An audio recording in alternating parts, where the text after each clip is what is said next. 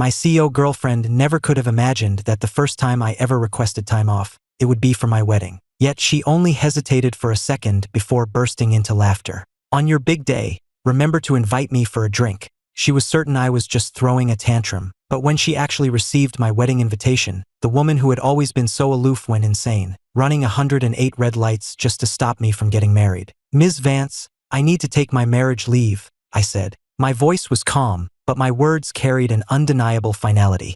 The woman lounging on the sofa stiffened, lifting her eyes to give me a cold, dismissive glance. You don't even have a girlfriend. What kind of marriage leave could you possibly be taking? I got the license yesterday. My expression remained placid. I had already made up my mind. If Chloe Vance didn't approve my leave, I would simply resign. Chloe stared at me for 2 seconds, then suddenly laughed as if I'd told a joke. And who did you marry? Does your father know? The atmosphere grew tense. A flicker of panic crossed my face, and I pressed my lips together without a word. Getting married had been so sudden that I hadn't had a chance to tell my dad yet. Besides, her identity was sensitive. Revealing it rashly could cause unnecessary complications. I'm not at liberty to disclose my wife's identity, but I will inform my father. Thank you for your concern, Ms. Vance. I'll ensure a smooth handover of my duties, so there will be no disruption to the company. You can be sure of that. My professional tone ignited a flash of anger in Chloe, but she suppressed it, looking at me with a smirk.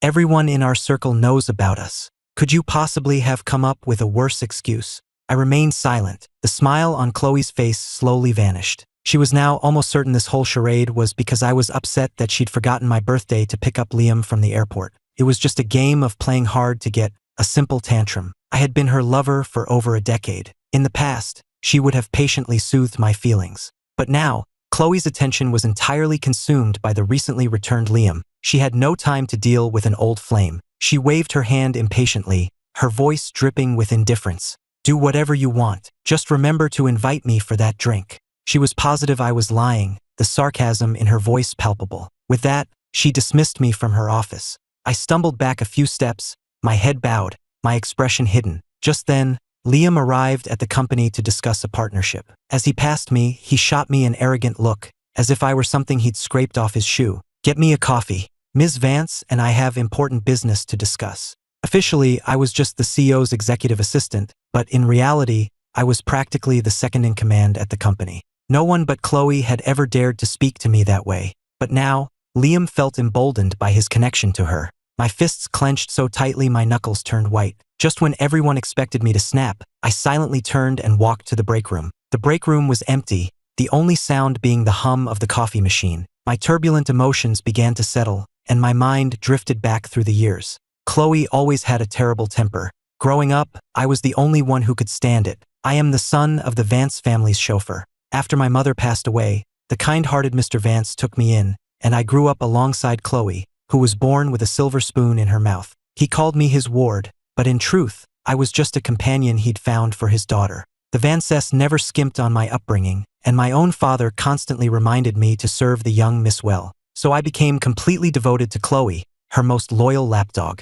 Everyone mocked me for being a doormat, but I didn't care. To me, Chloe was special. She was a beautiful, noble, and impossibly spoiled heiress. Having grown up with her, falling in love was the simplest thing in the world. But my own insecurities kept me from ever crossing that line. Then, Mr. Vance fell ill and passed away. His dying wish was for me to protect Chloe for 10 years. With Vance Corporation on the brink of bankruptcy, a tearful Chloe collapsed into my arms, her voice choked with sobs. Ethan, you're all I have left. You can't leave me. That night, drunk and desolate, she wrapped her arms around my neck. As she lay beneath me, she called out my name again and again. In that moment, I could no longer conceal my love for her. By day, I worked myself to the bone securing investments. By night, I returned home to willingly cater to her every need. Even when the company was at its lowest, I would have sold my own blood before I let her sacrifice her standard of living. Tracing the needle marks on my arm from plasma donations, Chloe cried and promised she would always have a place for me in her heart.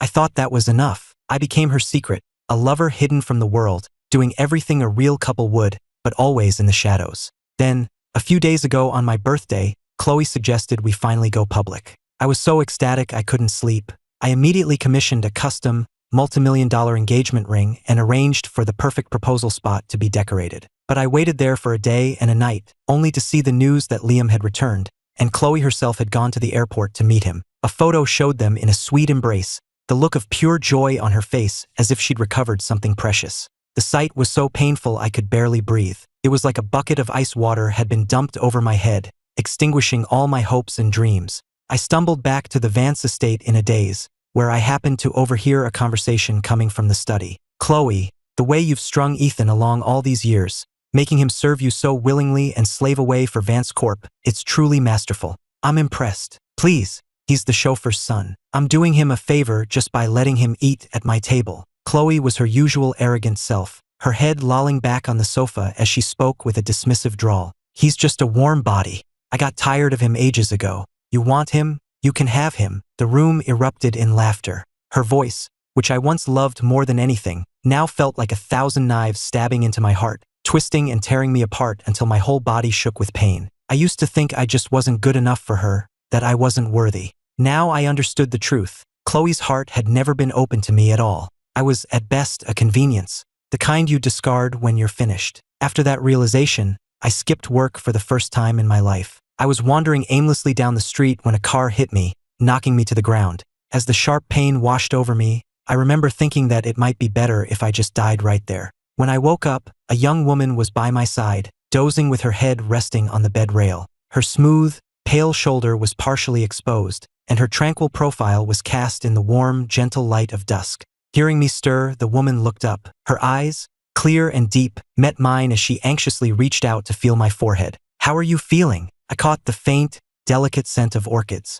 My throat tightened, and I instinctively turned my head away, unused to such gentle, intimate contact. "I'm fine, just scrapes," I mumbled. The woman politely withdrew her hand, lowering her head to tuck a strand of hair behind her ear. As she did, her silky hair brushed against my hand, sending a strange, ticklish sensation through me that made my heart flutter. She introduced herself as Sophia Hayes. To express her remorse for the accident, she offered to grant me any one request, no questions asked. As I looked at her face, so gentle yet poised, a memory suddenly surfaced. 10 years ago, when Liam left the country, Chloe had gotten drunk late one night. I'd found her furiously tearing up a photograph of a woman, her eyes filled with a venomous hatred. "Sophia Hayes, you bitch, why did you have to steal Liam from me? It's your fault he left me. I hate you." The serene, graceful face in the photograph was the same as the woman's beside me now. Spurred on by some last shred of pride, I heard myself ask the unthinkable. I asked Sophia Hayes to marry me. The moment the words left my mouth, I regretted them. The request was absurdly forward. I was afraid I'd frightened her and immediately tried to backtrack, but Sophia's eyes lit up. She nodded instantly, a genuine smile spreading across her face. "My family has been pressuring me to get married, and I was just stressing about finding someone," she said. "It was a perfect match. We got our marriage license without delay. Even as I held the official certificate, I felt like I was in a dream. In our photo, Sophia was beaming, looking as if she were marrying the love of her life. No one would ever guess we were strangers who had just met." As she carefully placed the certificate in her purse as if it were a precious jewel, a storm of emotions churned within me: confusion, guilt, and a secret, thrilling excitement. I couldn't wait to see the look on Chloe's face. So proud, so arrogant. What would she do when she found out that the man she considered beneath her had married Liam's first love, the one woman he could never have? The next day at work, I walked in to find Liam lounging in the CEO's office as if he owned the place. He was more maturely handsome than he'd been 10 years ago, with the kind of polished good looks that stood out in any crowd, perfectly fitting Chloe's tastes. His hand rested intimately on Chloe's waist, his fingers tracing small circles. She smiled, a sweet, bashful expression on her face. They were so wrapped up in each other it was as if I wasn't even in the room. From an angle Chloe couldn't see, Liam shot me a triumphant, provocative glance. In the reflection on the glass wall, I saw my own face, a mask of indifference. In the past, a scene like this would have shattered me. Now I only felt relief that I was finally, completely over her. Seeing them together like this, all I felt was a profound numbness. After a moment, their hurried breaths subsided. Chloe, her face flushed, looked up and gestured at me with her chin. "Liam is back. I'm throwing a welcome home party for him at the estate. You'll make the arrangements." I lowered my eyes, my first instinct to refuse. Vance Corp was in the middle of a critical project. The entire company was swamped, and I simply didn't have the time. After a moment's hesitation, I began cautiously, "The company is at a crucial stage right now. Perhaps Mr. Sterling's party can be planned after hours." A loud crash cut me off. Chloe had thrown her teacup directly at me. It shattered on the floor, a shard of porcelain slicing my finger. Her eyes blazed with impatience and contempt. "Who do you think you are?" she seethed. "A glorified assistant? Do you really think this company can't function without you?" Liam crossed his arms, a smug look on his face as he feigned magnanimity. "It's all right, Chloe. If Ethan is busy, I wouldn't want to impose. After all, I did hurt you all those years ago. It's only natural he'd hold a grudge against me." A sharp sting came from my finger, and I instinctively winced. I hadn't said a word, yet Liam was acting as if I had personally attacked him. Chloe's expression immediately softened with concern for Liam, but her voice rose to a shriek as she pointed a finger in my face. "If my father hadn't taken pity on you, you'd be begging on some street corner right now. Is that it? Now that he's gone, you think you don't have to listen to me anymore?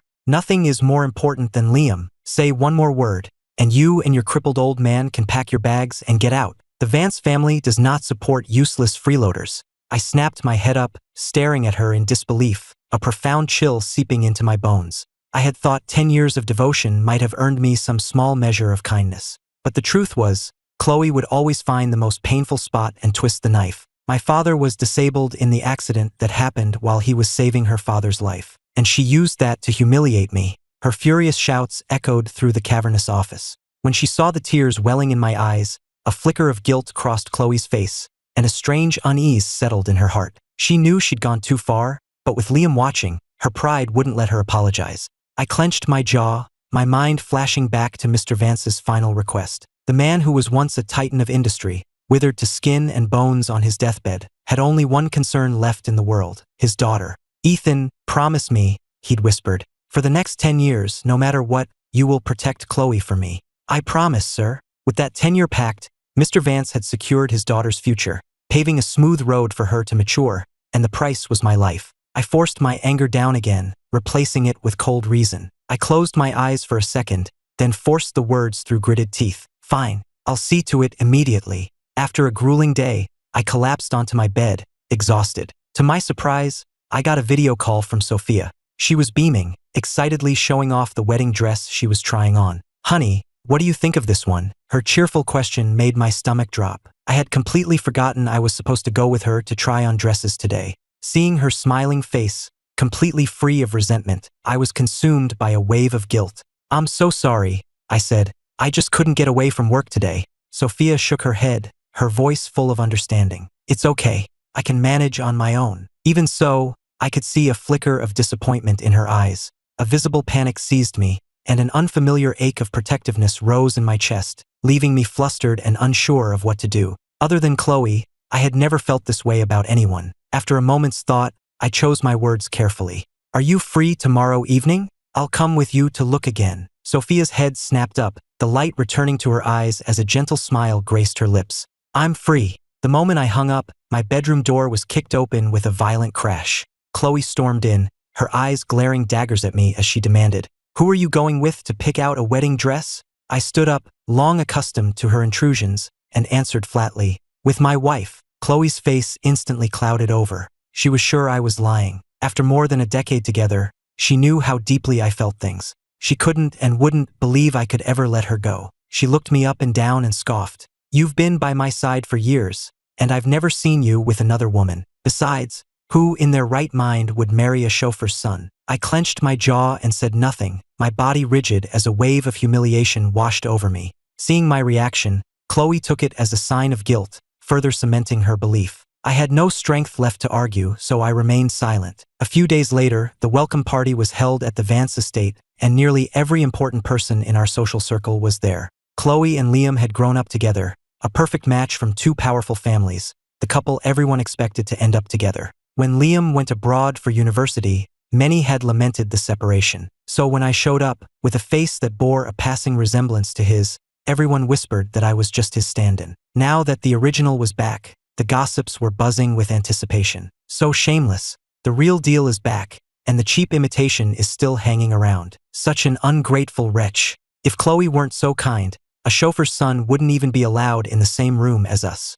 I heard he actually gets jealous of Liam. How pathetic." The comments were as vicious as always. I'd heard them so many times I was used to it. Chloe's friends never gave me the time of day, always claiming the only reason I had a position at Vance Corp was because of my face. What they didn't know was that 10 years ago, when Vance Corp was about to go under, it was this unworthy man who, under immense pressure, had rooted out the company's internal corruption, revamped the entire marketing strategy, and worked himself sick securing the investments that dragged the failing company back from the brink. Without me, there would be no Vance Corporation today. And the irony was, not a single person remembered my sacrifice. In their eyes, I would always be just the chauffeur's son, a nobody worth less than dirt. Just then, my phone rang. It was Sophia, her voice as gentle as ever. "When do you think you'll be done? I can come pick you up." "About half an hour," I replied. The undisguised happiness in her voice made me smile. A cheer went up from the crowd behind me as the star couple made their way through the room. Chloe, in a stunning white gown and flawless makeup, was a vision. She gazed at Liam, her beautiful eyes fixed on him as if he were the only person in the universe. The scene was so perfect, so sweet, that everyone in the room seemed to hold their breath. The spell was broken by a sudden yelp, followed by a maid's gasp. A chubby corgi shot through the crowd like a bullet, leaping straight into my arms and causing a ripple of shrieks. A nearby waiter's tray slipped, drenching Liam and ruining his perfectly styled hair. He stood there, dripping and looking utterly pathetic. "You did that on purpose, didn't you?" Liam's face was thunderous, his features contorted with rage. "I know you're not happy I'm back, but did you really have to orchestrate this whole scene just to embarrass me? You're a manipulative bastard." I was too stunned to react, instinctively hugging the trembling corgi tighter. He was a stray Chloe and I had adopted. In that cold, lonely mansion, Buddy was often my only comfort. When we first found him, he was just skin and bones and wary of people, but we nursed him back to health. He grew into a friendly, happy dog, and Chloe used to adore his little wiggling backside. Back when things were good, Chloe used to joke that Buddy was like our child. In those moments, I truly believed we had a future together.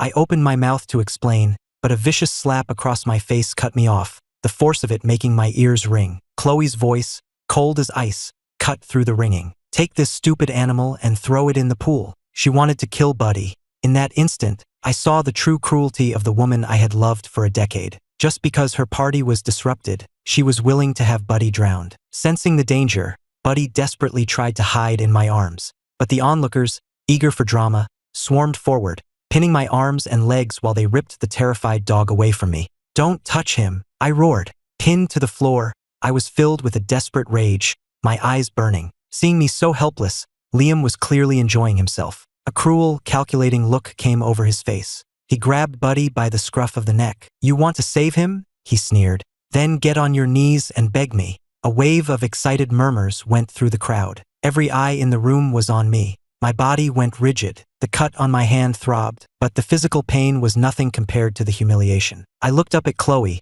my eyes pleading with her for the first time in my life. But she just stared down at me, her eyes devoid of any warmth. Her words were sharper than any blade. "Wrongdoing must be punished." The last thread of hope inside me snapped. I closed my eyes, surrendering. Amidst the jeers and catcalls of the crowd, my knees began to buckle. The moment my knees hit the floor, a collective gasp went through the crowd. They couldn't believe I would actually kneel for a dog. Even Chloe stared, her eyes wide with a mixture of shock and disgust. "How could you be so weak? Ethan, have you no shame?" I didn't hear her. I just knelt there, clothes in disarray, the red mark of her handprint burning on my cheek, enveloped in a fog of grief and despair. My pride was shattered, my spine felt broken, but as I looked at Liam, a tiny flicker of hope remained in my eyes. "I was wrong," I choked out, each word a monumental effort. "It was all my fault. Just please, let Buddy go." Seeing my state, Chloe felt an imperceptible pang of something, but it was gone in an instant.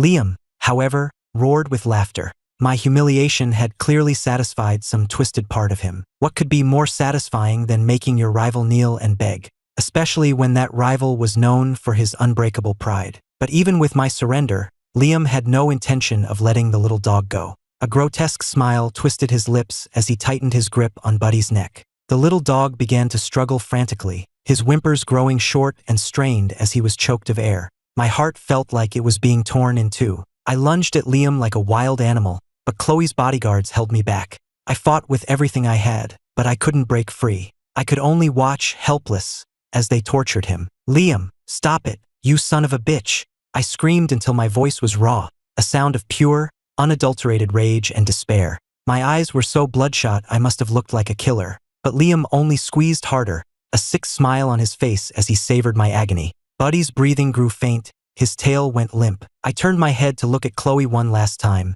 unable to comprehend how the woman who once adored this little dog could stand by and watch him be murdered. Was it all because Liam was the one doing it? Buddy was such a good dog. His eyes met mine, which were surely red as blood, and with his last ounce of strength, he let out one final, soft whimper. The next second, Liam threw him to the ground. Blood pooled around his small body. He twitched twice, and then his eyes closed for good. A pain so sharp it felt physical shot through my heart, and something inside me broke. "Buddy!" I cried out. Seeing his lifeless body on the floor, my emotions burst forth like a broken dam, shattering the last of my composure. I stumbled over to his body, my hands shaking as I gathered him into my arms. A grown man, kneeling on the floor, cradling a dead dog, radiating a grief so profound it was palpable. Chloe felt a pang of discomfort. She hadn't realized Buddy meant so much to me. Seeing the raw agony on my face, she felt a strange tightness in her own chest. It was just a dog. Is this really necessary? "I'll buy you another one if it's that big a deal," she offered, her tone growing more self-righteous with each word. "You were the one who caused the problem in the first place. Liam was just teaching you a lesson." Her friends quickly chimed in with their own taunts. "Exactly, Ethan. It's a dead dog. Don't push it. At the end of the day, you and your father both live off the Vancess charity. Your dog upset Mr. Sterling, so it got what it deserved." The fawning comments only made Liam more smug. He kicked me hard in the back, sending my head crashing against the marble floor. Blood streamed down my face, but I never loosened my grip on Buddy's body. "What a downer.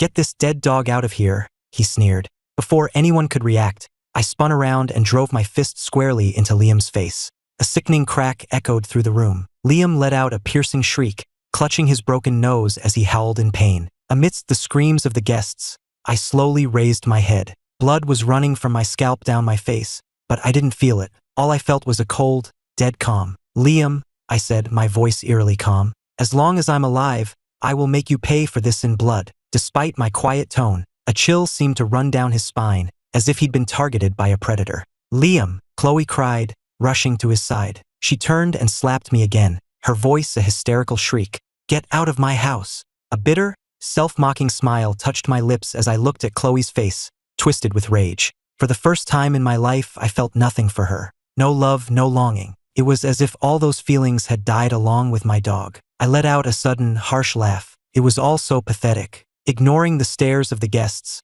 I numbly turned, cradling Buddy's body carefully, and walked away. I drove 100 miles to the coast and scattered Buddy's ashes into the ocean. The night wind was cold, numbing my skin. Sophia watched me, a solitary figure on the rocks, the weight of my grief so heavy that her own heart ached in sympathy. Without a second thought, she wrapped her arms around me from behind, her warmth a silent comfort. "Don't be sad," she whispered. "I'm here for you. Buddy is watching over you, and he wouldn't want to see you like this. You have to be strong." Those simple words were all it took for the tears to finally fall. I turned and pulled her into a tight embrace, burying my face in her neck. The comforting scent of orchids surrounded me, soothing my shattered heart. The next day at the office, Chloe found out I'd submitted my resignation to HR. She immediately flew into a rage, chewed out the entire department, and then called me. The second I answered, she started screaming. "Ethan, are you addicted to this fake marriage charade? My patience has its limits. I'm ordering you to get back to the estate right now.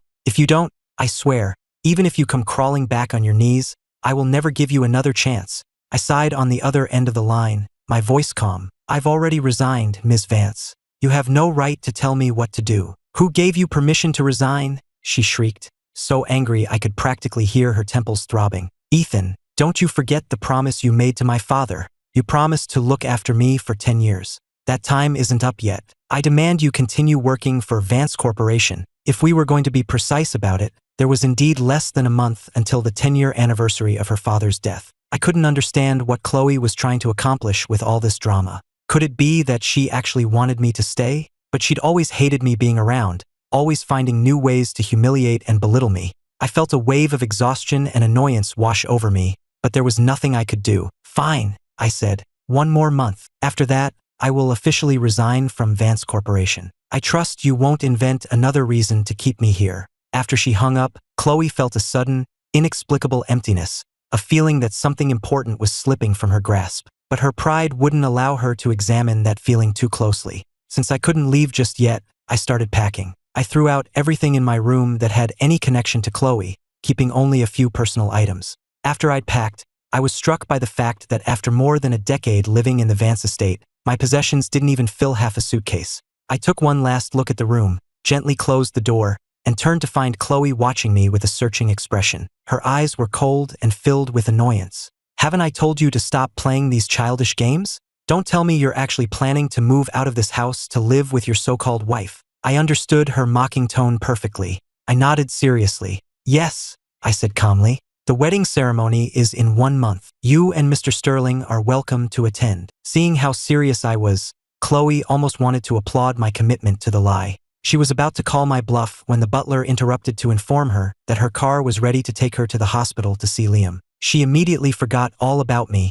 tossing a final warning over her shoulder. "This is your last chance. Stop these pathetic games." I'm not falling for it. As I watched her walk away without a backward glance, a silent smile touched my lips. "Chloe, I was never lying to you. I really am getting married, and this time I'm never looking back." With that final thought, I walked out of the Vance estate and got into the car waiting for me at the gate. I took Sophia to a fitting at a world-renowned bridal couturier for her custom-designed gown. She was ecstatic, happily discussing the details of her dream dress with the designer. I watched her, smiling, a warmth spreading through my chest. I wandered around the boutique for a bit. As I headed downstairs, I heard a familiar voice. "Chloe, it's a dress you wear once. Just pick one off the rack. Why waste money on a custom design?" "But you only get married once," Chloe replied. "I want to look beautiful for you." The impatience and annoyance at the cost were plain on Liam's face. His expression only brightened when Chloe offered to pay for the dress herself. The same Chloe who was so imperious with me was as meek as a lamb with Liam. When she saw me, she was startled at first, then her tone sharpened. "What are you doing here?" The accusation in her voice was clear. She thought I had followed them. "You've misunderstood, Ms. Vance," I said calmly. "I'm here with my fiancée. We're choosing her wedding dress." "Here?" Liam sneered. "Can you even afford this place on your salary?" He seemed completely oblivious to how pathetic his own penny-pinching made him look. Chloe looked equally skeptical. "If you're really here to pick out a dress, then where is this fiancé of yours?" I pressed my lips together and said nothing. I didn't want them to ruin Sophia's happy mood. I had already stood her up twice.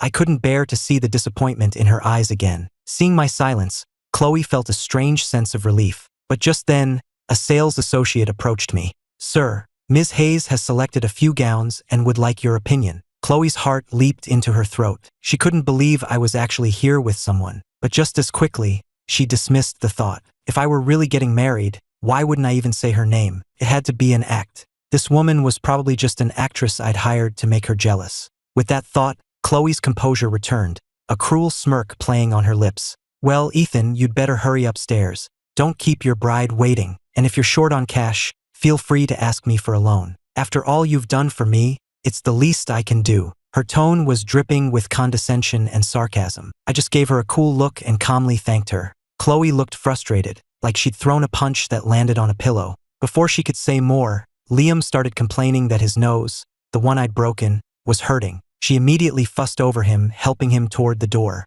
Just then, from the second-floor landing, Sophia peeked out, her face veiled and wreathed in smiles, calling for me to hurry up. Chloe only caught a fleeting glimpse of her before she was out the door. But that brief, blurry image left her with a strange sense of unease. Why did that woman look so familiar? My wedding took place exactly 1 month later, as planned. The date happened to be the anniversary of Mr. Vance's death. After paying her respects at his grave, Chloe received my official resignation, along with an invitation to my wedding. When she tried to call me and found she was blocked, she lost her mind. She dragged Liam into her car and sped to the wedding venue, running a dozen red lights along the way. Her mind was flooded with memories, and my face was in every single one. She slammed on the brakes and stumbled out of the car, her legs trembling. Couldn't be real. This had to be another one of my games, another elaborate act designed to make her jealous. She had to find me and make me admit it was all a lie. Chloe was blinded by rage. The one thing she had always been able to control was suddenly slipping through her fingers,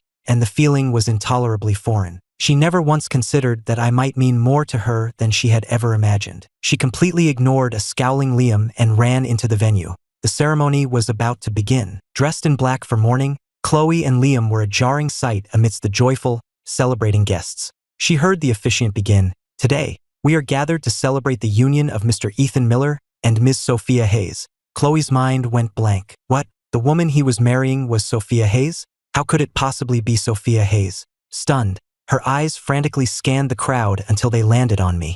Her face was a mask of disbelief as she rushed toward me, demanding an explanation. If the bride was really her frenemy Sophia, then this was no joke. I hadn't hired an actress. I was really getting married. A gasp rippled through the guests, and Liam, who had followed Chloe, was just as stunned. The bride is Sophia, he stammered. How could he not have known? It had to be a lie. The guests began to whisper among themselves. Sophia Hayes? Of the Hayes family? How could it be her? It must be someone else with the same name, right? Sophia is Liam Sterling's first love. She turned him down, so why would she marry a chauffeur's son? Hearing this, Chloe's panic subsided slightly. Liam shot a venomous glare at the guest who had mentioned his name, making a mental note to deal with them later. Chloe convinced herself it had to be a coincidence, an actress who just happened to have the same name. Reassured, she lifted her chin, her old arrogance returning as she issued her command. This farce has gone on long enough. Come with me now. Kneel and apologize in front of everyone,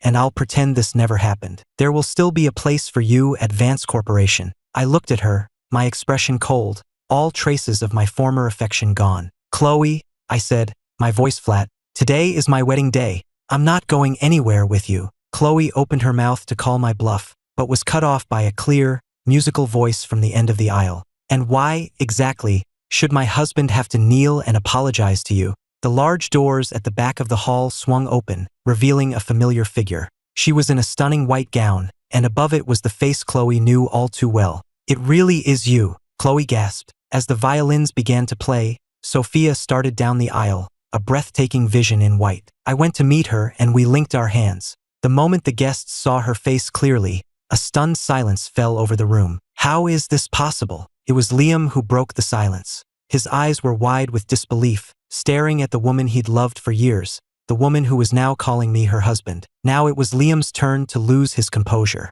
Sophia, what are you talking about? How could this nobody be your husband? He then forced a sycophantic smile. When did you get back in the country? Why didn't you let me know? Years ago, when Sophia had gone abroad, he had resolutely followed her. But instead of being touched, Sophia had immediately cut ties with him. All those years overseas, she was the only one he ever wanted. If his family's business hadn't run into trouble, requiring a massive infusion of cash, he never would have returned to pursue Chloe. In Liam's mind, Chloe was just a means to an end. Sophia was the one he truly treasured. But Sophia completely ignored him, her attention focused solely on me. Seeing the state I was in, she was filled with regret that she hadn't arrived sooner to protect me from their abuse. She couldn't imagine what I must have endured in the past if they were willing to treat me this way right in front of her. At the thought, Sophia's normally gentle expression hardened. She shot Liam a look that could cut glass.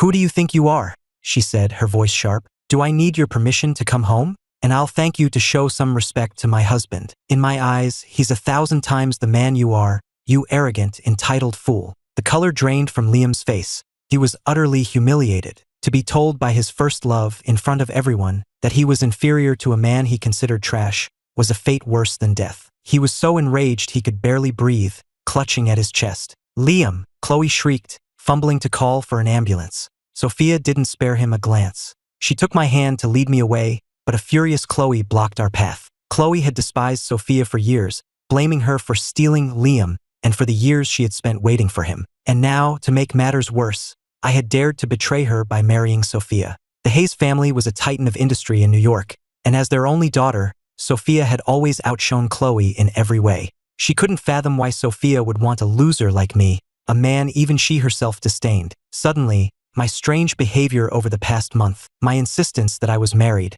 all clicked into place. A headache exploded behind her eyes, and a wave of panic so intense it eclipsed her feelings for Liam washed over her. In front of everyone, Chloe acted before she could think. She grabbed my tie, yanking me toward her, her voice thick with possessiveness. You're my assistant. You can't just get married without my permission. I forbid it. That was the last straw for Sophia. Her eyes turned to ice as she laid the truth bare. Ms. Vance, you are his employer. That gives you no right to dictate who he marries. Don't tell me you want to have your cake and eat it too. A collective gasp went through the room. Everyone in their circle knew I'd been devoted to Chloe for over a decade, and the ambiguous nature of our relationship was an open secret. When Liam returned, everyone had been waiting to laugh at me, the pathetic lapdog who'd slaved away for years only to be cast aside with nothing. But now they saw the truth. I had found someone better, and in doing so, had delivered the ultimate slap in the face to Chloe. Chloe knew, of course, that she had no right, but it was all happening too fast. She couldn't accept her backup plan betraying her, and she certainly couldn't accept him marrying her lifelong frenemy. Chloe was so furious her temples throbbed. She tightened her grip on my tie and tried to guilt-trip me. "Ethan, I can't believe the Vance family raised such an ungrateful snake. If my father hadn't taken you in, where would you be now? Was everything you promised him on his deathbed a lie?" She righteously condemned me, calling me a heartless, ungrateful wretch. She seemed to have conveniently forgotten that when her family's company was collapsing, I was the one who single-handedly saved it. For 10 years, I had poured my blood, sweat, and tears into her company, sacrificing my own career to be her unassuming assistant. "You must be joking, Ms. Vance," I said. "For 10 years, I have never forgotten my promise. I have served this company faithfully every single day. Today marks the end of that 10-year promise. As per our agreement, I am no longer your assistant, and you have no right to interfere in my personal life." My expression was cold as I pried her fingers from my tie, one by one. "I, Ethan Miller, officially resign from Vance Corporation, effective today. From this moment on, we have nothing to do with each other." I spoke with a calm indifference, as if the vast fortune of Vance Corp meant nothing to me. Hearing my clean, final break, Chloe's heart suddenly felt hollow. She had never imagined that I, the man who had always been at her beck and call, would one day stand against her for another woman. The realization sent a chill through her veins, leaving her feeling unmoored and utterly panicked. "Ethan, you'll regret this," she screamed, losing control. I just smiled softly and took Sophia's hand in mine, my grip firm. "You're mistaken, Ms. Vance. I was the one who was foolish before, mistaking glass for a diamond. Now, all I want is to make it up to my wife." The word wife stabbed into Chloe's heart like a dagger. The pain was so sharp she could barely breathe, but her pride wouldn't allow her to show a single sign of weakness. The air crackled with tension. The Hayes family's security guards were waiting discreetly nearby, ready to remove these unwanted guests at Sophia's command. But even now, she deferred to me, looking at me for direction. Looking at Chloe's stubborn, petulant face, I was filled with disgust. But my upbringing held my temper in check. For the sake of her father's memory, on this day of all days, I decided to grant her a shred of dignity. "For your father's sake, let's end this nonsense now," I said. "Today is my wedding to Sophia. If you'd like to stay for the ceremony, we will have a seat for you." My polite offer surprised the guests. Sophia looked at me with open admiration and affection. Her husband was a man of honor, but Chloe was in no mood to accept my grace. She glared at me, her face dark. I met her gaze calmly, my own eyes now completely empty of the love that once filled them. An uncontrollable pain seized her heart, and a frustrated anger made her temples pound. Just then, one of Liam's bodyguards whispered something in her ear.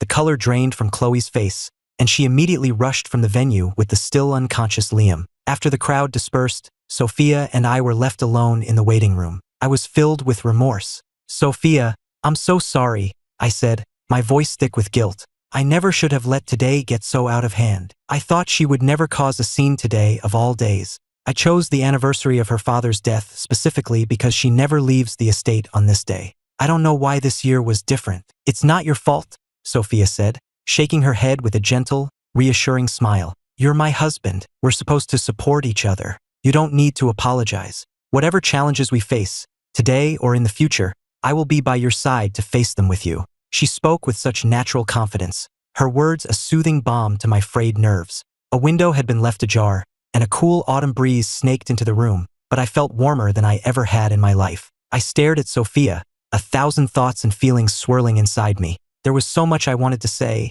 but I didn't know where to begin. All that came out was a choked, "Thank you." "There's no need for that either," Sophia whispered. She reached out and gently traced the corner of my eye, her fingers then drifting down to my lips, and then lower, until they rested on the sensitive skin of my throat. My senses felt electrified. At her touch, a jolt of heat shot through me, and I could feel the tips of my ears burning red. Seeing my blush, a playful look came into Sophia's eyes. She slowly slid her hands down, then rose onto her toes to wrap her arms around my neck, pulling our faces close. My breath caught in my throat. Our faces were inches apart, the air thick with a sudden, intense intimacy. She leaned in close, her lips brushing against my ear as she whispered, "We're legally married now. You don't have to be so formal with me." Right, honey? That was the second time she'd called me that. My mind went blank. I met her gaze, sparkling with a sly, fox-like cleverness, and quickly looked away, flustered. Seeing my reaction seemed to satisfy her playful mood.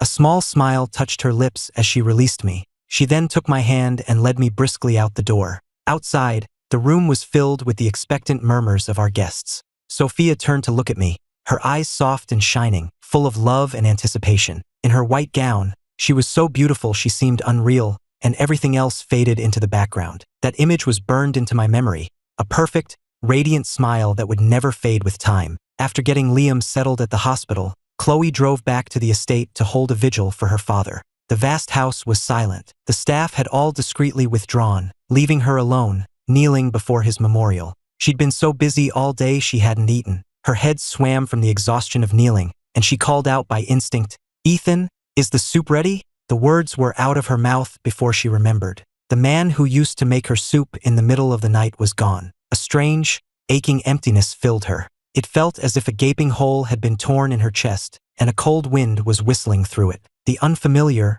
out-of-control feeling made her agitated. Just then, she heard the sound of a hushed argument coming from the staff quarters, clearly meant to be kept from her ears. Inside, a terrified maid was on her knees, trembling, her face pale as a sheet. "Please, don't tell Ms. Vance. I didn't steal it, I swear. I found the ring in the trash." The head butler looked grim, clearly not believing a word of her story. The pink diamond on the ring glittered brilliantly even in the dim light. A stone of that quality was worth millions. No one would just throw it in the trash. He was about to press her further when the door was kicked open. Everyone started as Chloe strode into the room, her face a cold mask. Her eyes fell on the brilliant diamond, and for a split second, her pupils contracted. It was the engagement diamond she had once described to him offhandedly, her dream ring. A distant memory flooded back, bringing with it a torrent of long-buried emotions. In Chloe's memory, I had been by her side since they were children, a loyal dog who never disobeyed her. She had always known I loved her.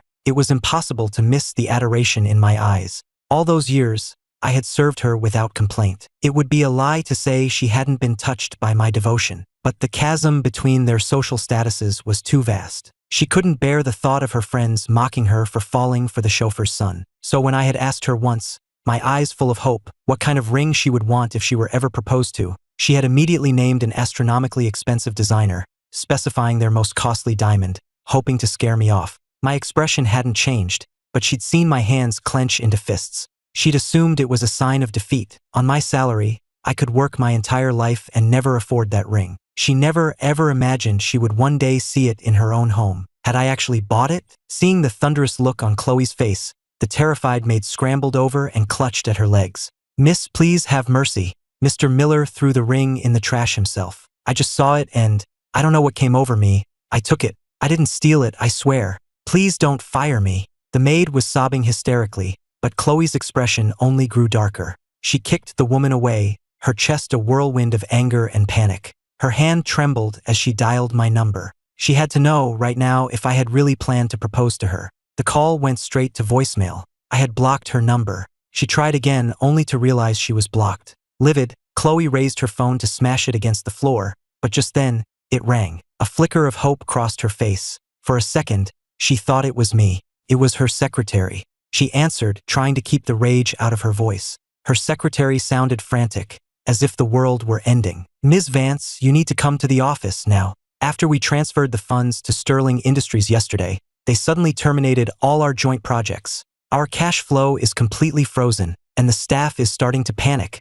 Mr. Sterling left the country last night, and he's not answering his phone. Ms. Vance, did he just take the money and run? What are we going to do?" Chloe cut him off. "What did you say?" Her heart plummeted. Since Liam's return, he had sweet-talked her into investing hundreds of millions into his company, single-handedly saving Sterling Industries from ruin. Their relationship had blossomed, and he'd even gone with her to look at wedding dresses. But the brutal truth now staring her in the face extinguished her last shred of hope. "That's impossible," she shrieked, unable to control herself. "Liam would never do this to me." She screamed again, clutching her head in her hands, on the verge of a complete breakdown. Chloe immediately drove to the Sterling family mansion to confront Liam. But when she arrived, she found the house completely empty. It was then that the horrifying truth dawned on her. It had all been a setup. The brutal reality of it almost made her pass out. She couldn't believe that all her recent happiness had been nothing but a calculated deception. Liam had used her, sweet-talking her into handing over a fortune, and then abandoned her without a second thought.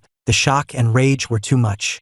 A mouthful of blood burst from Chloe's lips. She staggered backward and collapsed onto the ground, a horrifying sound that was half laugh, half sob escaping her. Her butler rushed to her side, terrified, and heard her whisper, her eyes closed, her face pale and beaded with sweat, "Ethan, I was wrong." When she woke, she was alone in the silent room. The once-adored Chloe Vance was now ill, and not a single person had come to visit. She'd always known how fickle their social circle was, but to experience the cold shoulder herself still sent a pang of pain through her heart. The events of the previous day replayed in her mind, a montage of memories of my time with her, all culminating in the cold, hard look on my face at the wedding. The images gave her a splitting headache, and she cried out in pain. Her secretary, who had been waiting outside, rushed in, his arms full of files. "Ms. Vance," he said, his voice strained with anxiety, "we can't put this off any longer. The accounts are empty. We're about to miss payroll." Chloe stared blankly for a moment, then let out a harsh,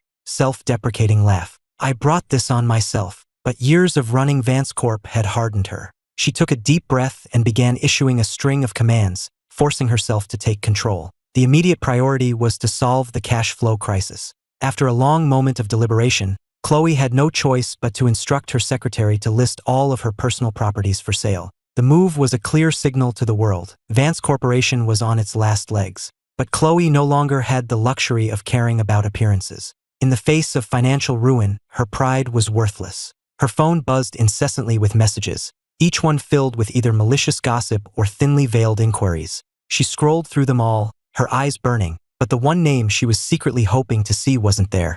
Had he really moved on completely? She refused to believe it. A furious, desperate anger burned within her. Her secretary, sensing her mood, continued timidly, "Ms. Vance, those projects Ethan was managing before he left are now nearing completion. The returns are projected to be quite substantial. However, now that the investors have heard he's resigned, they're all threatening to pull out. What should we do?" Chloe was stunned. She had never realized just how capable I was, how much of the company's success depended on me. After a moment's thought, she coldly instructed the butler to bring my father to her. The old man, now in his 70s, entered slowly, a kind smile on his face. "Miss Vance." He had worked for the Vance family for most of his life and had come to see Chloe as his own daughter, sometimes showing her more affection than he did his own son. I had asked him to move in with me after my wedding, but he had refused. Mr. Vance was gone, and now I was gone too. He couldn't bear the thought of leaving her all alone. And now, with the family in crisis once again, he looked at her with nothing but pity and affection.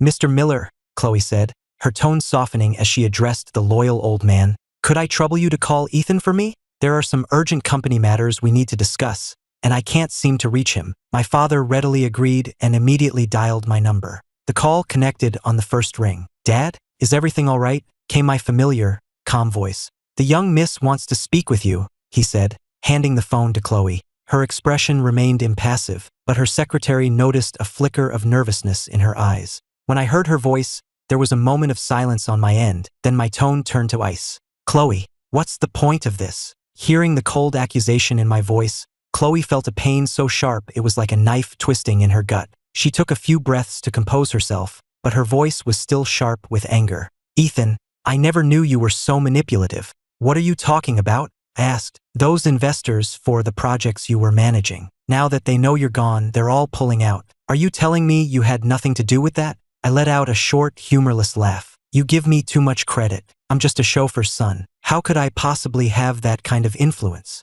Remembering all the times she had belittled me, Chloe's anger deflated, replaced by a throbbing headache. For once, she let her vulnerability show, her voice cracking with a sudden wave of self-pity. "Ethan, do you have to be so cruel to me?" The proud heiress of the Vance family, now reduced to begging the man she had always scorned. A long, agonizing silence stretched on from my end of the line. Her face was deathly pale, her eyes shimmering with unshed tears. Seeing her so distressed, my father flew into a rage. He snatched the phone from her and roared into it. "You ungrateful boy! The young miss was so upset last night she coughed up blood, and now you're making it worse. Don't you ever show your face here again, or I'll break your legs myself." "Don't worry, Dad," I replied calmly. "I'm a married man now. I have no intention of ever setting foot in that house again." My words were simple, but to Chloe, they landed like a bolt of lightning. Her lips trembled, sweat beading on her forehead as she stared at the phone, her eyes filled with a venomous rage.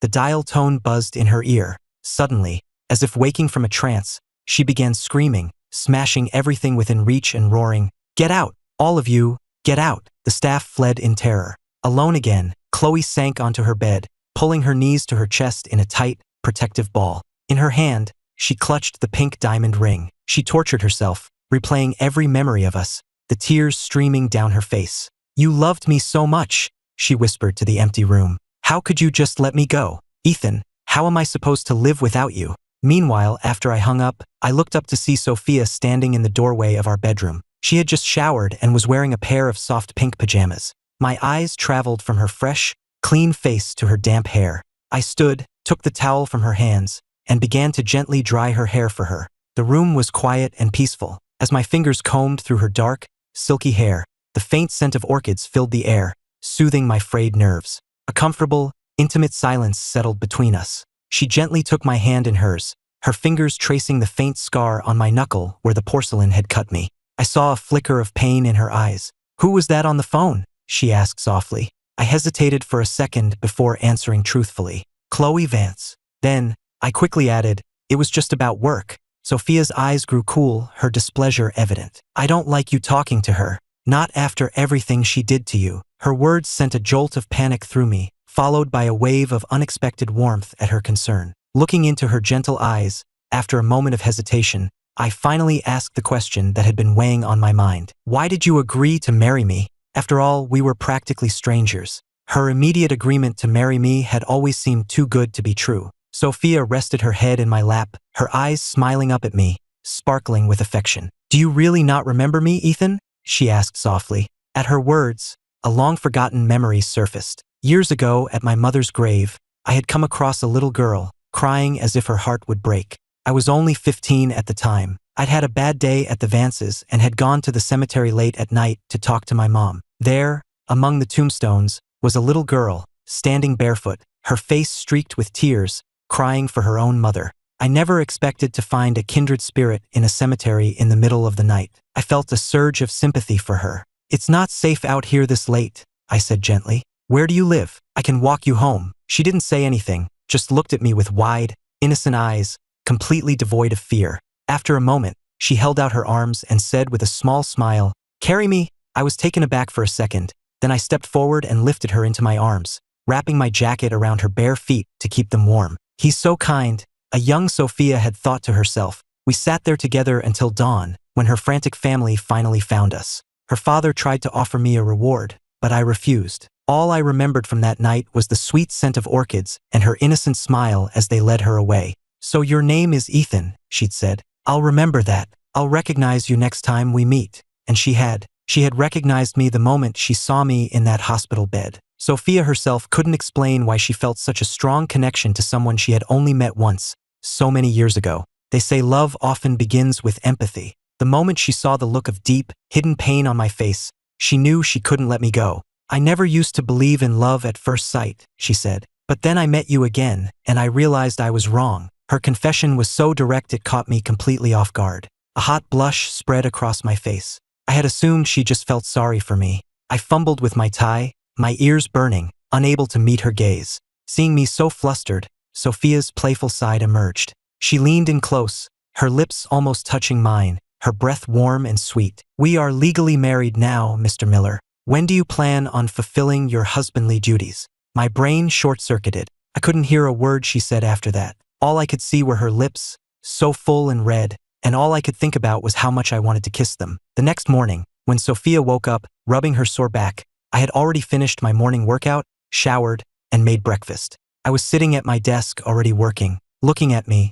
so perfectly dressed and composed, Sophia thought of the phrase, "a wolf in sheep's clothing." It was hard to believe that just last night, this was the same man who had held her tight, whispering shameless, loving words into her ear. But now, fully dressed, I was back to my usual calm, restrained self, as if the passionate man from the night before had been someone else entirely. After sleeping for a day and a night, Chloe finally woke up, feeling numb. She could hear her secretary downstairs, showing prospective buyers around the estate. As she descended the staircase, she saw a familiar, unwelcome face. A man with a gaudy gold chain was surveying the house with a greedy, leering gaze. When his beady eyes landed on her, they lit up with a disturbing intensity. It was Mr. Thompson, a notorious new money tycoon. He'd made his fortune in mining and was as famous for his lack of manners as he was for his wealth. No one from their circle would be caught dead with him. He had once been infatuated with Chloe's beauty and had shamelessly pursued her until I had some people persuade him to stop. Feeling his slimy gaze on her now,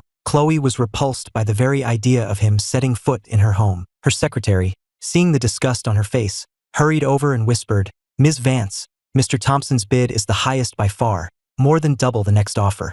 Please, just try to be patient." Thompson, seeing her expression, was clearly offended. He kicked off his shoes, propped his filthy, stinking feet on her coffee table, and took a long drink directly from the water pitcher, the picture of a smug, triumphant slob. "Chloe, let's be real," he sneered. "Vance Corp is circling the drain. It's a little late to be playing the princess, don't you think? When your father and that Ethan fellow were around, I showed you some respect. But now you're all alone. Who do you think you are?" Chloe's fists clenched, and her secretary had to physically restrain her from attacking him. Thompson only grew more arrogant. At a gesture from him, his bodyguards brought in several large briefcases and placed them on the table. He snapped them open to reveal they were filled with solid gold bars, easily worth a fortune, enough to buy her estate 10 times over. "Ms. Vance," he said, "I'm a straightforward man. I don't play games. I'm not interested in this house. I'm interested in you." The repulsive man stood up, his eyes filled with lust, rubbing his hands together greedily.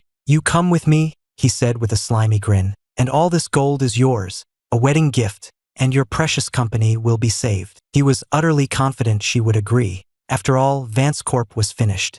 Who else was going to bail her out of this mess? Chloe bit the inside of her cheek so hard she tasted blood. A wave of nausea washed over her, and she doubled over, vomiting onto the expensive rug. Thompson was clearly not expecting this reaction. Instead of treating him like her savior, she had literally gotten sick at the thought of his proposal. His face darkened, his beady eyes narrowing with fury. "Who the hell do you think you are, playing the virtuous maiden?" he snarled. "Everyone knows you're just Liam Sterling's cast-off. I'm doing you a favor by even offering. Don't be an ungrateful bitch." Chloe wiped her mouth, her eyes blazing with hatred, her voice a raw rasp. "Who do you think you are? You dare to even look at me? I would rather beg on the streets than ever marry a pig like you." Proud as she was, she would never sell herself for money. "Get out!" she screamed. Her secretary, fearing things would escalate, quickly and politely ushered the fuming Mr. Thompson out the door. But Thompson shook him off, pointing a finger at Chloe. "Ungrateful bitch.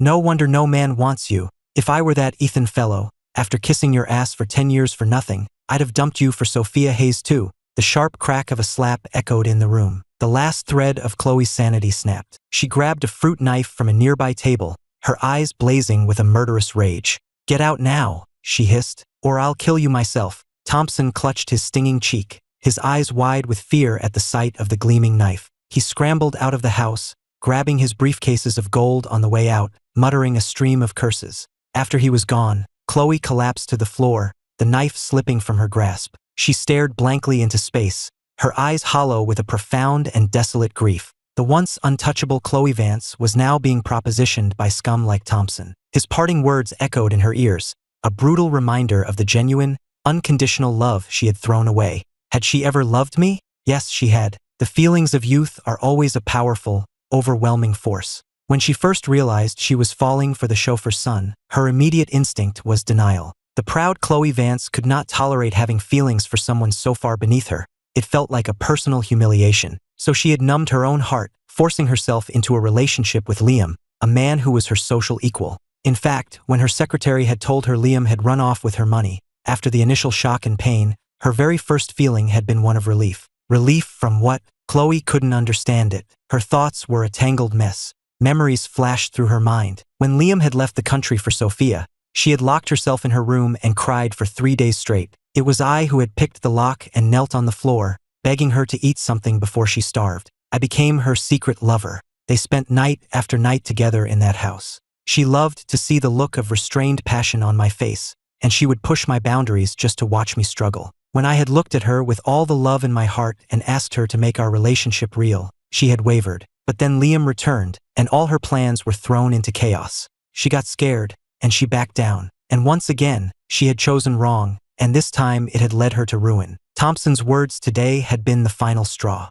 She finally understood that I meant far, far more to her than she had ever allowed herself to believe. She was used to me being there, standing behind her, quietly solving all her problems. With me around, everything was manageable. I gave her a sense of security that no one else ever could. Once she admitted this to herself, a strange calm settled over her. All the old confusion and conflict vanished, replaced by a single, overwhelming thought. She had to see me. She reached for her phone to call me, then remembered I had blocked her. A bitter smile touched her lips as a sharp, uncontrollable pain shot through her chest. Desperate, she sent for my father. She personally poured him a cup of tea, preying on the kind old man's sympathy to get what she wanted. After leaving the Vance estate, I immediately started my own company. My decade at Vance Corp had given me experience and skills far beyond those of a typical executive assistant. If not for my promise to Mr. Vance, I would have left years ago. At first, everyone in our old circle mocked my new venture, laughing at my audacity. But soon, they were forced to take notice. The man they had dismissed had, in a single month, established a major new player in the New York business world. I was signing 9-figure deals, establishing international distribution channels, and my company was expanding at an astonishing rate. Overnight, my name was on everyone's lips in the New York financial world. The buzz was so significant that even Sophia's family, who had been deeply skeptical of me, requested that she bring me home for dinner. In the car on the way to her parents' house, Sophia looked particularly elegant. She had been quietly and steadfastly supporting my new venture from the very beginning, determined to prove her family wrong. I placed my hand over hers. She looked up and met my smiling eyes. "You look beautiful tonight," I said. A blush warmed Sophia's cheeks, and she smiled. "My parents had their reservations about you," she admitted. "But now, I think they're finally starting to see what I see." Hearing the relief in her voice made me happy. In truth, her parents' reservations had been much stronger than that. But Sophia, not wanting to hurt my feelings, had shielded me from the worst of their disapproval. After all, she was Sophia Hayes, one of the most eligible women in New York, and she had married a no-name assistant. Of course, her parents thought we were a terrible match. Even though she never said it, I knew. That was a huge part of why I had been so driven to succeed. And now I had proven myself. I had finally earned her father's respect. Over the course of the dinner, my polite and respectful demeanor quickly won them over. By the end of the evening, her father was clapping me on the shoulder, his face beaming with approval. Her mother looked emotional, a great weight clearly lifted from her shoulders. She squeezed her daughter's hand. "As long as you two are happy, that's all that matters. Your father was only worried because he didn't want to see you struggle. You've never known hardship, and we couldn't bear the thought of it. But Ethan has proven himself to be a fine man. We are so happy for you, my sweet girl." Tears welled in Sophia's eyes as she hugged her mother. The family talked late into the evening, and her father only reluctantly let me leave when the butler reminded him it was time for his physical therapy.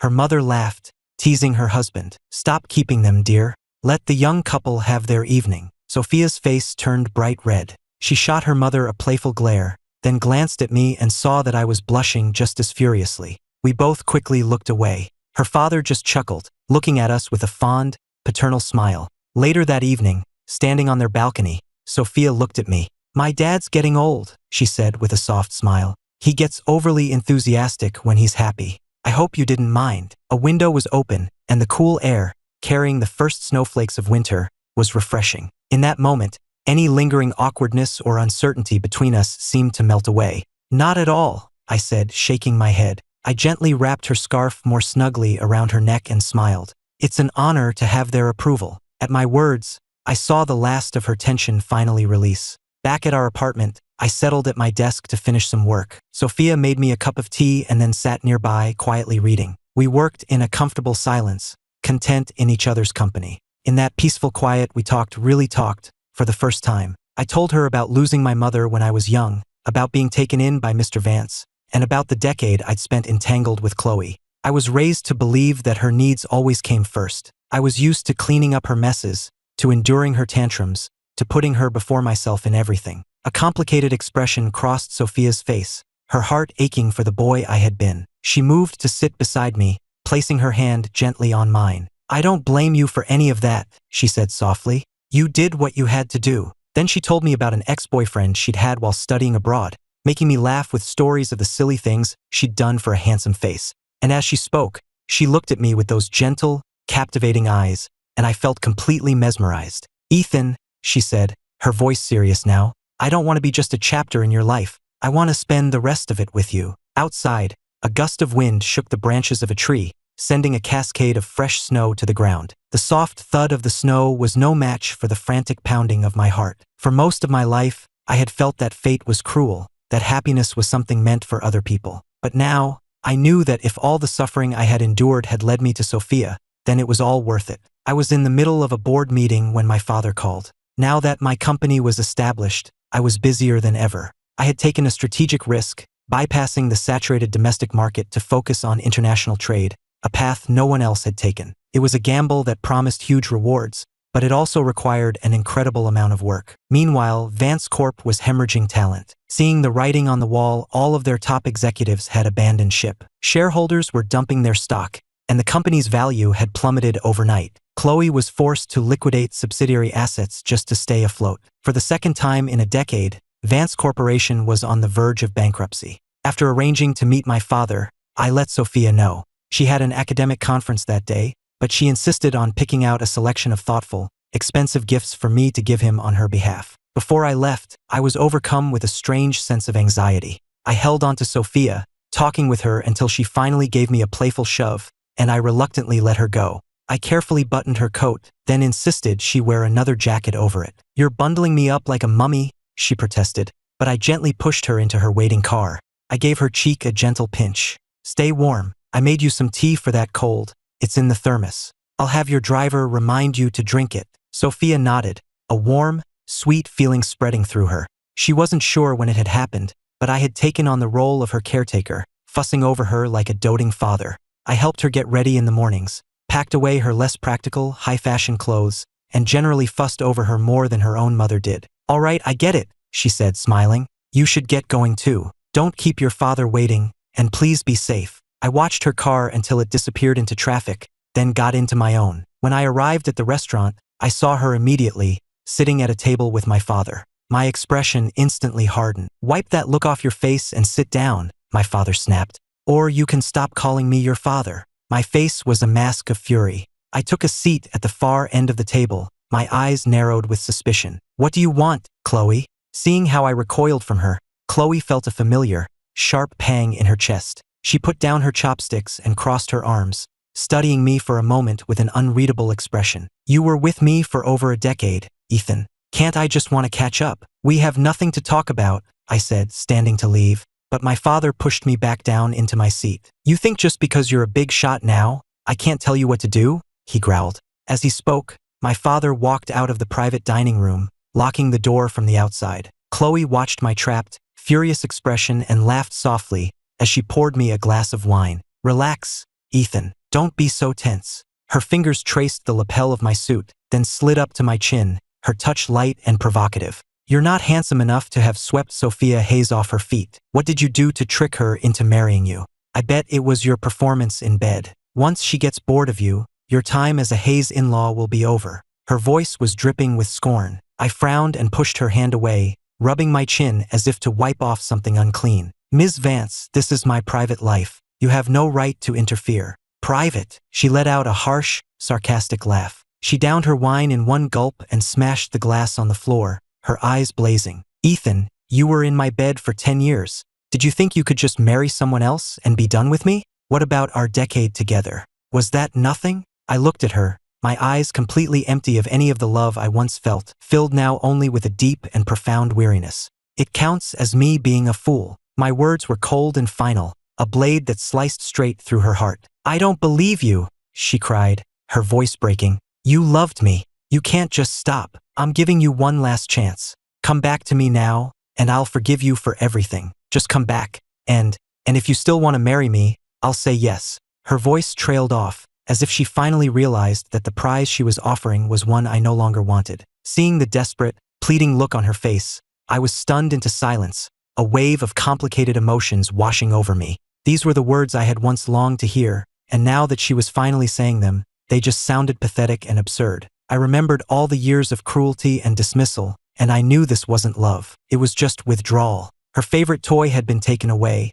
and she wanted it back. I stood up from the table, my voice cold and steady. I love my wife. Please don't ever say anything like that again. I won't have her getting the wrong idea. With that, I turned my back on her and called my security, telling them to break down the door. Chloe collapsed to the floor, her face ashen, and watched me walk away. She had been so sure that all she had to do was humble herself a little, and I would come running back, abandoning Sophia without a second thought. She had never considered the possibility that I might have actually fallen in love with my wife. A white-hot rage exploded within her, a dangerous storm gathering in her eyes. She stared at my retreating back and screamed, "Ethan, I swear, you will regret this." But I didn't even slow down. I just walked faster. Chloe let out a desolate, broken laugh. She picked up her phone and made a call, her eyes red, her voice filled with a terrifying, self-destructive madness.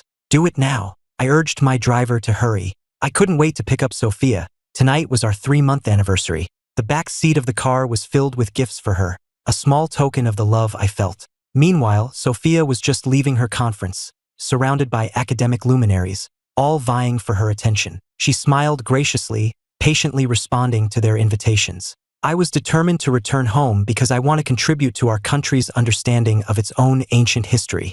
It's my life's passion, and I feel it's my duty.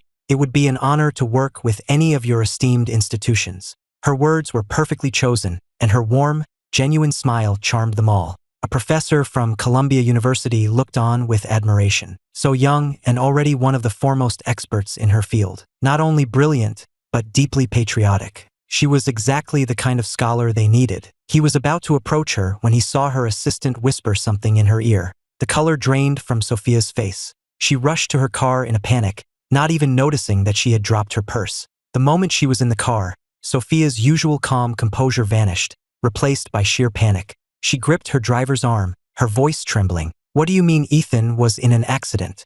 How is he? Is it bad?" The driver swallowed nervously, his normally placid face now holding a strange, sinister excitement. "Ma'am, Mr. Miller has been rushed to the hospital. They said they need a signature from his next of kin before they can operate." The words were barely out of his mouth before tears began streaming down Sophia's face. "Hurry!" she urged, her voice trembling. "Get me there as fast as you can." The Rolls-Royce sped through the pouring rain. A dark and sinister plot was unfolding under the cover of the storm. By the time Sophia realized something was wrong, they were already far outside the city, heading toward an abandoned factory complex miles away. "Are we almost there?" she asked, her voice tight with anxiety. She caught the driver's eye in the rearview mirror and saw a greedy, sinister glint that sent a powerful jolt of fear through her. "Almost there," he said. As they neared their destination, his heart pounded in his chest. He could see Chloe's face in his mind, hear her cold, cruel voice. "I have your son. Do exactly as I say,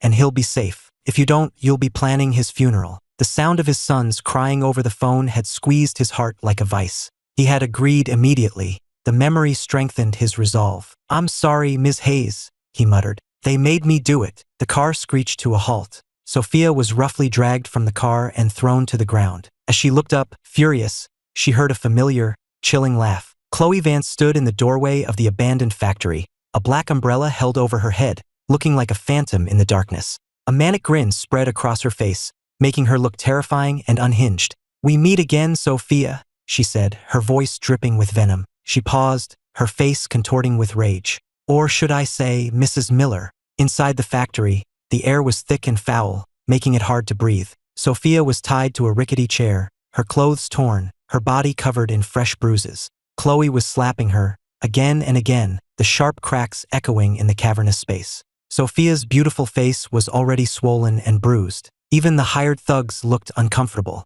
But through it all, Sophia didn't make a sound, her defiance absolute. "Sophia!" Chloe shrieked. "I still haven't forgiven you for Liam, and now you've taken Ethan too. Do you just get off on stealing my cast-offs?" A trickle of blood ran from the corner of Sophia's mouth. A cold fury finally ignited in her eyes as she stared at the deranged woman before her. "Chloe, you have never, not once, treated Ethan like a human being. You treated him like a possession, a servant. A twisted relationship like that was doomed to fail. Of course he chose me. Don't tell me you're only realizing what you lost now." The faint sarcasm on Sophia's face was like a physical blow to Chloe. She completely snapped, as if her deepest, most hidden truth had been laid bare. and she flew into a humiliated rage. "You fucking shut up." When I arrived, only a few people were left, and there was no sign of Sophia. My heart leaped into my throat with a terrible sense of foreboding. I grabbed one of the remaining guests, my voice tight with anxiety as I asked where she had gone. The man happened to be the professor from Columbia University. He handed me her purse and described the scene of her departure. I only vaguely heard her assistant say something like, "Mr. Miller's been in an accident," and then she rushed off. My heart skipped a beat. A second later, my phone rang. It was Chloe. Her words extinguished the last flicker of hope in my heart. Her voice on the other end was a chilling, mocking drawl. "Ethan, if you want her to live, come to the old factory. Alone. You know where it is." My hand shook, and the phone slipped from my fingers, shattering on the pavement. My bodyguard bent to pick up the pieces, glancing nervously at my ashen face. "Sir," he said, his voice trembling slightly. "Our sources say Mrs. Miller's car was taken out of the city. We've lost the signal and can't track her exact location." I closed my eyes, forcing a cold calm over myself. With a grim expression, I got in my car and drove out of the city alone. The cold winter rain fell relentlessly, drumming a dull, oppressive rhythm on the windshield that made it hard to breathe. As the scenery shifted from unfamiliar to familiar, I froze for a second. This was where Chloe's grandfather used to live. It was a place that held some of the few genuinely happy memories we shared. Back when her father died, I had brought Chloe here to hide from creditors. We had lived in this rundown building, cut off from the world. No matter what I did, she followed me around like a little shadow. The young heiress had just lost her father, and I was the only person she could depend on. Our bond deepened rapidly, and it was here, in this building, that Chloe and I first made love. Chloe stood on the roof, watching me from above as I, dressed in my suit, climbed the stairs. She had chosen this place for a reason. Deep down, she still stubbornly believed I had feelings for her, and she was trying to use our shared memories to make me yield. But I was no longer the timid assistant who had left Vance Corporation. My success had given me an aura of command that was palpable. Even though I was alone, the hired thugs hesitated, intimidated by the cold fury in my eyes. A bitter taste filled Chloe's mouth. This powerful, successful man should have been hers. But now, someone else had claimed him. My face was a mask of ice, but as I saw Sophia, my eyes burned. "Let her go," I commanded. "Dream on." Chloe spat back. Seeing the raw pain on my face as I looked at my wife, Chloe felt a heavy weight settle in her chest, crushing the air from her lungs. "Do you really like her that much?" she asked, her voice tight. The question gave me pause. I met Sophia's tear-filled eyes, and my own expression hardened with resolve. "No," I said, my voice clear and firm. "I love her." I could see the shock in Sophia's eyes, quickly followed by tears of joy. Chloe watched us, her face twisting into an ugly mask of jealousy and rage that threatened to consume her. She immediately ordered her men to hoist Sophia up and dangle her over the edge of the roof. Sophia swung precariously, the color completely drained from her beautiful face. The wind howled, and the frayed rope groaned under her weight, the sound terrifying. I couldn't take it anymore. My fists clenched as I roared, "Chloe, what the hell do you want?" Chloe pulled out the pink diamond ring, the one I had thrown away. She stared at me, her eyes wild, a flicker of pain crossing her face. "I want you to divorce her," she said, "and come back to me." All her old arrogance was gone, replaced by a desperate humility. "I regret it, Ethan. I was wrong to treat you the way I did. I didn't realize how much you meant to me until I lost you. I can't live without you. Please, come back to me." I couldn't believe what I was seeing. I stared at her, speechless. I had never seen this side of Chloe before. Even at her lowest points, she had always maintained her insufferable pride. I never thought I would see the day she would humble herself like this, begging for the affection of the man she had always scorned. But the moment I saw Sophia, battered and terrified, any last shred of sympathy I might have had for Chloe evaporated. I had once loved her to the very core of my being. My only wish in life had been to stay by her side and protect her. For her, I had turned down countless opportunities, content to be her unknown assistant, running her company and cleaning up her messes. I had never even asked for recognition. I thought, if for no other reason than my years of loyal service, she would have the decency to let me go in peace. I never imagined she would resort to this, to kidnapping and torturing my wife. She had finally crossed a line from which there was no return. In that moment, whatever was left of the Chloe I once loved died. When I spoke again, my voice was devoid of all emotion. "Chloe," I said, "you make me sick." The words were a knife that plunged into her heart and twisted. A tremor of pure agony ran through her, and she swayed on her feet. She struggled to maintain her composure, then raised a small knife and began sawing at the rope holding Sophia. "If I can't have you," she screamed, "then neither can this bitch. We can all go to hell together." She laughed maniacally, her wild hair obscuring her face as she sawed at the rope with increasing force. Just as it was about to snap, I lunged forward and kicked her, sending her flying to the ground with enough force to crack her ribs. Chloe coughed up a spray of blood, gasping for air as she watched me cut Sophia down and pull her into a desperate embrace. The look of pure, unadulterated relief on my face was so different from the cold hatred of a moment before that Chloe's heart finally shattered. Down below, the wail of police sirens filled the air. Seeing the calm, controlled expression that had returned to my face, she finally understood. It had all been for nothing. I had planned for this. I had laid a trap to ensure Sophia's safety, and the price of that safety was her. In that moment, all hope died within her. She stared blankly at the gray, overcast sky, seeing a reflection of her own bleak future. Police officers swarmed the roof, their guns trained on her, shouting for her to get down on the ground. She turned her head and saw me, holding Sophia close, backing away from her as if she were a wild animal. The sight made her let out a choked, angry laugh. The eyes that had once held so much love for me were now filled with nothing but pure, undiluted hate. How pointless, Chloe thought. She slowly climbed to her feet, and before anyone could react, she walked to the edge of the roof and, without a moment's hesitation, jumped. Her beautiful face was destroyed on impact, her body landing in a twisted, unnatural heap. She convulsed a few times, a final, rattling gasp escaping her throat, and then she was still. In her last moment, a final thought echoed in the ruins of her mind. "Ethan, it hurts so much. Why aren't you coming to hold me?" In the 2 years after Chloe's death, Vance Corporation completely collapsed. The once great business empire sank beneath the waves of progress. She was buried next to her father in a small, lonely plot that was quickly overgrown with weeds. Other than my father, who visited her grave every year, no one seemed to remember the once great Chloe Vance. I, on the other hand, was thriving in the New York business world. After the kidnapping, Sophia's parents gave me their complete and total trust. They handed over the reins of Hayes Industries to me, supporting my ventures with everything they had. I did not disappoint them. I built my own business empire, multiplying my net worth several times over in just a few short years. By the time I was 30, I was one of the wealthiest people in the world. In my free time, Sophia and I traveled. We saw the country together, from the snowy mountains of Colorado to the quiet, rainy gardens of Savannah, to the warm coastal breezes of California. Sophia ultimately accepted a position at Columbia University, where she became a tenured professor. Her lectures were brilliant and engaging, and her classes were always packed. Whenever I had a free moment, I would go to the campus to pick her up after her last class. We were often called the perfect couple, a sight that apparently made many people envious. One afternoon, I went to pick her up as usual. The topic of her lecture that day was love, and the students were engaged in a passionate, heated debate. Sophia just listened, a gentle, patient smile on her face, neither agreeing nor disagreeing with any of them. She always respected each student's perspective. Then, a sharp-eyed student spotted me at the back of the room and called out playfully, "Professor Hayes, we hear you and your husband are the perfect couple. Do you have any secrets for a happy marriage?" Sophia paused, her eyes finding mine at the back of the room. She smiled. "True love," she said, "can overcome anything." My heart swelled. I walked to her, took her bag, and laced my fingers through hers. "Let's go home."